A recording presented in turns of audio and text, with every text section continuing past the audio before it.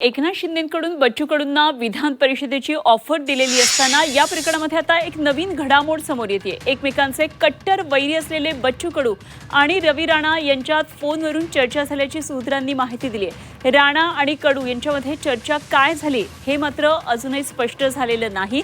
तर रवी राणा आणि बच्चू कडू यांच्यामध्ये फोनवरून हे संभाषण झाले, त्यामुळे अनेक चर्चांना आता उधाण आलेलं आहे। बच्चू कडू यांना विधान परिषदेवर पाठवण्यासाठी रवी राणा मदत करणार का याकडे सगळ्यांचं लक्ष लागलेलं आहे।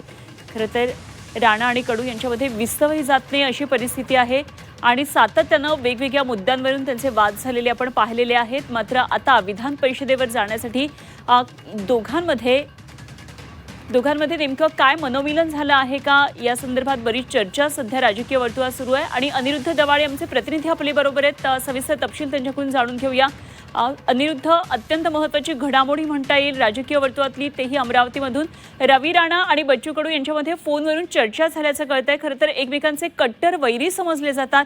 काय नेमका मुद्दा होता फोनमधल्या चर्चेचा, काही कळतंय का? काय या संदर्भातले आणखी तपशील येत आहेत? नक्कीच आता जर पाहिलं तर एकनाथ शिंदे यांच्याकडून बच्चू कडू यांना विधान परिषदेची ऑफर दिलेली आहे आणि ही ऑफर दिलेली असताना आता बच्चू कडू आणि रवी राणा हे जे एकमेकांचे कट्टर वैरी जे आहेत ते समजले जाते, यांच्यात दोघांमध्ये फोनवरून जी आहे ती चर्चा झाल्याची विश्वसनीय सूत्रांनी माहिती दिलेली आहे। त्यामुळं या दोघांमध्ये नेमकी काय चर्चा झाली हे अजूनही गुलदस्त्यात आहे। मात्र विधान परिषदेची निवडणूक आहे आणि या निवडणुकीमध्ये बच्चू कडू जे आहे ते शिवसेनेचे उमेदवार असण्याची शक्यता आहे। अशात आता रवी राणा आणि बच्चू कडू यांच्यात जी आहे ती चर्चा झालेली आहे। आज जर पाहिलं तर आज रवी राणांचा वाढदिवस सुद्धा आहे आणि या वाढदिवसाच्या शुभेच्छा देण्यासाठी बच्चू कडूंनी रवी राणांना फोन केला होता का, याही अनुषंगाने आता चर्चा होताना दिसत आहे।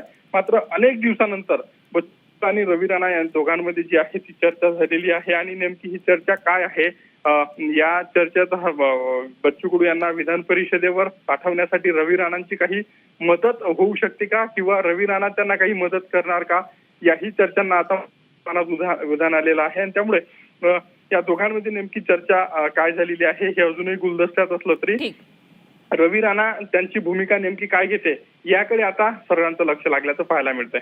ठीक, धन्यवाद अनिरुद्ध दिलेल्या या सगळ्या सविस्तर तपशिलांसाठी। अनिरुद्ध दवाळे आमचे प्रतिनिधी आपल्या बरोबर होते।